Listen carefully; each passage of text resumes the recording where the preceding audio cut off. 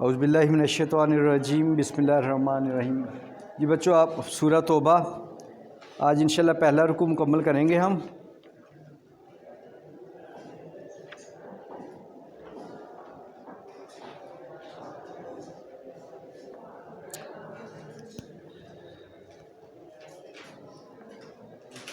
اعوذ باللہ من الشیطان الرجیم۔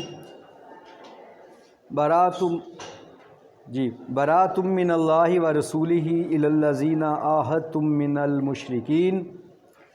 بیزار ہے، بیزاری کا اظہار شروع ہوتا ہے نا یہاں پہ، اوپر سے میں کروں گا جو پیچھے ہم پڑھ چکے ہیں، پھر آگے چلتے ہیں۔ خدا اور اس کے رسول کی طرف سے مشرکوں سے جن سے تم نے عہد کر رکھا تھا بیزاری ہے۔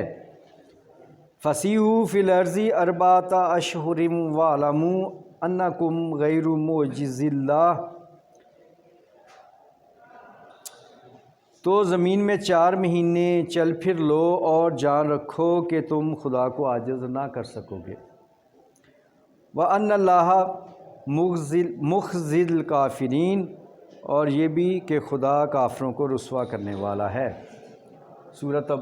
غزوہ تبوک کے بعد جب حج کے موقع پہ 9 ذی الحجہ کو یہ 30 سے یا 40 آیات سنا دی گئیں، تو جن میں مشرکین اور کفار مکہ کو واضح طور پہ کہہ دیا گیا کہ تمہارے پاس 4 ماہ ہیں، اپنا بوریا بستر سمیٹ لو، اب یہاں اللہ کے حکم کے مطابق خالص دین ہی چلے گا، اور حج اور باقی رسومات جو ہیں اس کے مطابق ہوں گی۔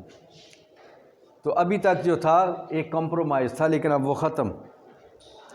وَأَذَانٌ مِّنَ اللَّهِ وَرَسُولِهِ إِلَى النَّاسِ يَوْمَ الْحَجِّ الْأَكْبَرِ أَنَّ اللَّهَ بَرِيءٌ مِّنَ الْمُشْرِكِينَ۔ اور حج اکبر کے دن خدا اور اس کے رسول کی طرف سے لوگوں کو آگاہ کیا جاتا ہے کہ خدا مشرکوں سے بیزار ہے اور اس کا رسول بھی۔ فَإِن تُبْتُمْ فَهُوَ خَيْرٌ لَكُمْ، پس اگر تم توبہ کر لو تمہارے حق میں بہتر ہے۔ اگر تم توبہ کر کے اسلام کو قبول کر لو، تھوڑے سے تم رہ گئے ہو، تمہارے لیے یہی بہتر ہے۔ وَإِن تَوَلَّيْتُمْ فَاعْلَمُوا أَنَّكُمْ غَيْرُ مُعْجِزِي اللَّهِ، اور اگر نہ مانو تو جان رکھو کہ تم خدا کو ہرا نہیں سکو گے۔ وَبَشِّرِ الَّذِينَ كَفَرُوا بِعَذَابٍ أَلِيمٍ، اور اے پیغمبر صلی اللہ علیہ وآلہ وسلم کافروں کو دکھ دینے والے عذاب کی خبر سنا دو۔ پوری بات یہاں پہ کہ جو لوگ مان لیں گے تو ان کے لیے ایک اچھی زندگی ہوگی، عزت والی، امن والی۔ جو نہیں مانیں گے تو ان کے لیے یہاں تو رسوائی ہے، لیکن آخرت میں بھی عذاب علیم ہے۔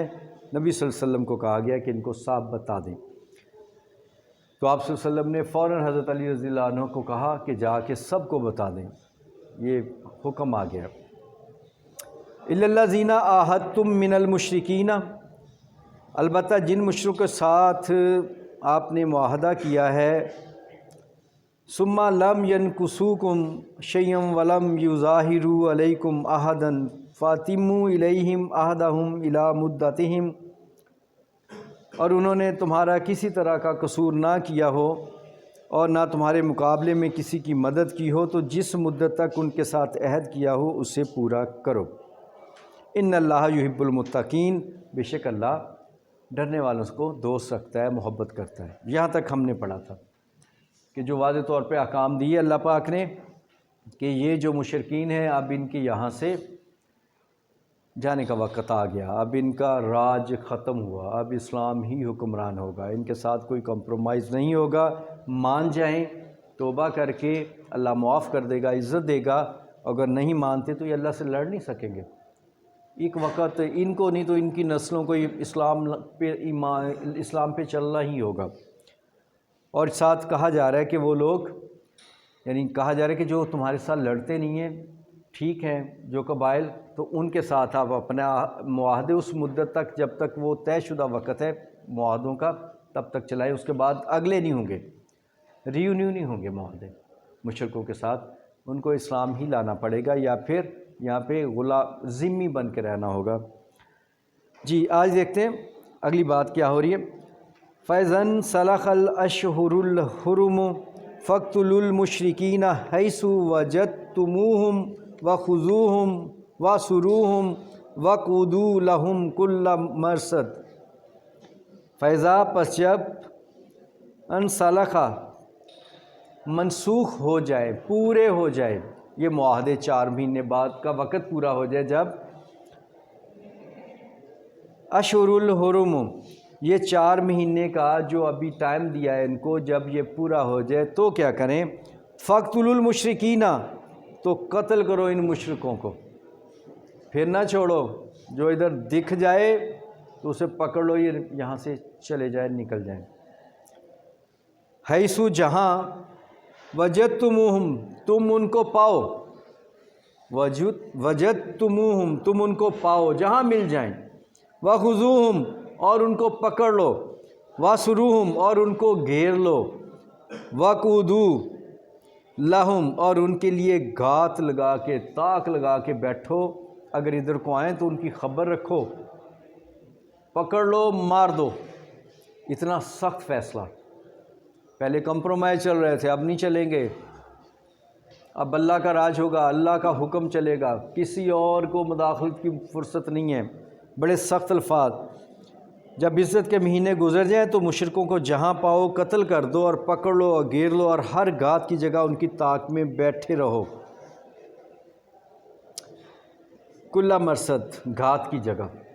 فَإِن تابوا، پس اگر توبہ کرے، وَأَقَامُوا الصَّلَاةَ، اور نماز قائم کرے، وَآتَوُا الزَّکَاةَ، اور زکوٰۃ دیں، فَخَلُّوا سَبِیلَهُمْ، تو ان کا راستہ چھوڑ دے ان پہ۔ اگر وہ ایمان لائیں، توبہ کر کے لے آئیں، تو اکیلا ایمان کافی نہیں ہے، وہ زبان سے کلمہ پڑھ لے اور آپ کو ٹھیک ہے جاؤ تم ہمارے مومن بھائی ہو گئے، پھر ان کی نمازیں بھی دیکھیں گے، ان کی زکوٰۃ بھی دیکھیں گے۔ اکیلا ایمان کا دعویٰ نہیں چلے گا، ایمان کا دعویٰ کر لیں، تائب ہو جائیں، توبہ کر لیں، ایمان کا دعویٰ کر لیں، نماز قائم کریں، زکوٰۃ ادا کریں، تو ان کو معافی ہے اور پھر آزادی ہے۔ فَخَلُّوا سَبِیلَهُمْ، تو ان کی راہ چھوڑ دو، مطلب پھر ان کو آزادی ہے، پھر روک ٹوک نہیں ہے، پھر ان کے ساتھ ایسا کچھ سخت رویہ نہیں رکھا جائے گا۔ ان اللہ غفور الرحیم، بے شک اللہ معاف کرنے والا ہے، اللہ ان کے اعمال کو، پچھلے کو معاف کر دے گا، اس لیے ان پہ ساری سختیاں ختم۔ وَإِنْ أَحَدٌ مِّنَ الْمُشْرِكِينَ اسْتَجَارَكَ فَأَجِرْهُ حَتَّى يَسْمَعَ كَلَامَ اللَّهِ ثُمَّ أَبْلِغْهُ مَأْمَنَهُ۔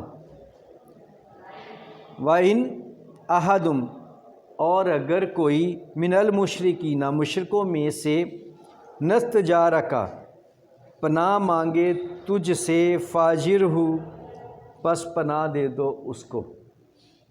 ابھی بات ہو رہی ہے 4 ماہ تک ان کو چھوٹ ہے، اس کے بعد یہ لوگ یہاں ان کی نہیں چلے گی، ٹھیک ہو گیا۔ 4 ماہ بعد جو کوئی دکھا، نظر آیا، اسے پکڑو، گھیرو، گھات لگاؤ، مار دو۔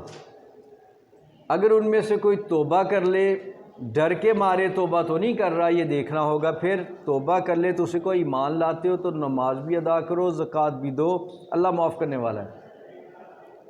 کوئی صرف تمہارے ہاتھوں موت کے ڈر سے توبہ نہ کرتا پھرے، اسے پرکھو، اور اگر پھر بھی ان میں سے کوئی تمہارے پاس آتا ہے تو اسے پناہ دو۔ کیسے؟ ایک تو کہا گیا مارو، اب پناہ کسے دو؟ جسے پتہ نہیں اس حکم کا کہ اللہ نے حکم دے دیا مارنے کا، دور دراز کسی علاقے سے وہ آیا ہے، مشرکوں میں سے تھا، تو وہ ہاتھ میں آ گیا جسے پتہ نہیں تھا اس بات کا کہ ادھر نہیں آنا، اس کو پناہ دے دو۔ جسے پتہ ہے جان بوجھ کے آ رہا اسے تو مارو، قتل کرو، اور جس کو نہیں پتہ کہ وہ نہیں جانتا تو اس کو پناہ دو۔ آگے کیا ہے؟ فاجرہ، تو اس کو پناہ دے دو۔ کب تک؟ حتیٰ، یہاں تک، یسمع کلام اللہ، کہ وہ اللہ کا کلام سنے، تو اس کو قرآن سناؤ۔ وہ انجان ہے، جاہل ہے، لا علم ہے، تو اسے ایک بار قرآن سناؤ کہ ہمارا رب یہ کہتا ہے، یعنی دین کا پیغام پہنچاؤ اس تک۔ ابلغہ ما منع، اور پھر اس کے بعد اس کو اس کے گھر چھوڑ دو، واپس لوٹا دو جہاں سے آیا ہے، اسے کچھ نہ کہو۔ اگر تو کوئی شرارتی آدمی ہے، جان بوجھ کے اس طرف آتا ہے، تو اسے پکڑ کے قتل کر دو۔ لیکن اگر اور اس کا بھی دیکھے اچھا وہ قتل سے بچنے کے لیے اگر توبہ طائب ہو جائے تو بھی اکیلی توبہ نہ، اس کا کلمہ نہ دیکھو، اس کو نماز بھی دیکھو، زکوٰۃ بھی دیکھو۔ اگر کوئی لا علمی میں ادھر آ جائے، دیکھیں کتنا جامع حکم ہے، اگر کوئی لا علمی میں یہاں تک پہنچ جائے تو اس کو قرآن سناؤ، اللہ کا پیغام بتاؤ، رسول صلی اللہ علیہ وسلم کی دعوت دو، ایمان کی طرف بلاؤ، اور اس کے بعد اسے واپس بھیج دو۔ ذالک بأنہم قوم لا یعلمون، یہ اس واسطے ہے کہ یہ لوگ علم نہیں رکھتے، کہ وہ جاہل ہے۔ اسے جاہل کا مطلب کہ اسے پتہ نہیں تھا اس حکم کا، ہے مشرک لیکن اسے پتہ نہیں تھا کہ اب ادھر نہیں آنا، پہلے کی طرح آ گیا۔ سالوں بعد مکہ آتے تھے نا لوگ حج کرنے، تو پہلے کی طرح آ گیا، دور دراز ہیں، کوئی میڈیا نہیں ہے، کوئی کمیونیکیشن سسٹم نہیں ہے، کوئی اخبار نہیں ہے، کون انہیں بتائے گا کہ اب مشرکین کو یہاں سے روک دیا گیا ہے؟ تو لا علمی میں وہ آ گیا، تو اس لیے یہاں کہا گیا ذالک بأنہم قوم لا یعلمون، یہ اس واسطے کہ یہ قوم ہے جو نہیں جانتی، کہ ایسے لوگ بھی ہیں جو نہیں خبر رکھتے کہ اللہ کا یہ حکم۔ اسی لیے تو حج کے موقع پر حکم دہرایا گیا تھا کہ سب تک پہنچ جائے، لیکن پھر بھی ایسا ہے کہ بعض لوگوں تک نہیں پہنچ سکا، تو جن تک نہیں پہنچ سکا اگر ان میں سے کوئی آ جائے تو اسے رکھو، پھر اس تک دعوت پہنچاؤ دین کی، وہ مان لے یا نہ مانے، لیکن یہ کہ اس کا حق ہے پھر اگر لوٹنا، اگر وہ مان کے رک جائے تو اپنے پاس رکھ لو، مطلب یہ ہے اگر وہ نہیں مانا تو پھر اسے قتل نہ کرو، سزا نہ دو، وہ لا علم شخص ہے، اسے واپس بھیج دو۔ تو بچوں یہ پہلا رکوع پوری تفصیل کے ساتھ، اتنا تو ہمیں سمجھ آ رہا ہے کہ قرآن پاک اللہ کا کلام ہے، گفتگو ہے، واضح طور پہ قرآن پاک صاف کھول کے بات بیان کر رہا ہے، نہ مشکل عربی ہے نہ مشکل مفہوم ہے، خالصتاً اللہ کی توفیق ہے وہ ہمیں سمجھنے کی توفیق دے، بات سے بات خود بخود آگے سمجھ میں آنے لگتی ہے۔ ہمارا مقصد قرآن سیکھنا ہے، اور اللہ پاک قبول کرے، توفیق دے ہمیں سیکھنے کی، اسی کی توفیق سے ہے۔ الفاظ بار بار پڑھے جائیں گے، پڑھتے ہوئے سمجھتے ہوئے اس سپارے سے آپ الفاظ کا بھی لفظی ترجمہ جو ہے وہ بھی دیکھتے جائیں، ساتھ محاورتاً ترجمہ بھی دیکھتے جائیں۔ اصل جو ہمارا کام ہے وہ ہے سمجھنا، فہم لینا کہ آیت سے آیت جڑ کے کیا مفہوم بن رہا ہے، اللہ پاک یہاں ہمیں حکم کیا دے رہا ہے۔ صرف لفظوں میں ہی نہیں کھو جانا کہ ہم انہی کے ترجمے یاد کرتے رہیں، مشکل الفاظ مانی میں لگے رہیں، ہمارا اصل مقصد ہے مفہوم سمجھنا۔ جب بار بار پڑھیں گے تو وہ مفہوم جو ہے اسی کے ساتھ الفاظ کے معنی بھی سمجھ انشاءاللہ آتے جائیں گے ہمیں۔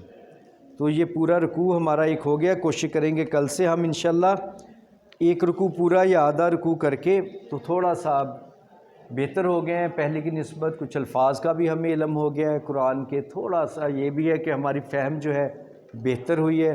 اللہ پاک سے دعا ہے کہ ہمیں توفیق دے قرآن سیکھنے کی اور دوسروں کو سکھانے کی۔ باقی انشاءاللہ کل کریں گے۔ اللہ حافظ۔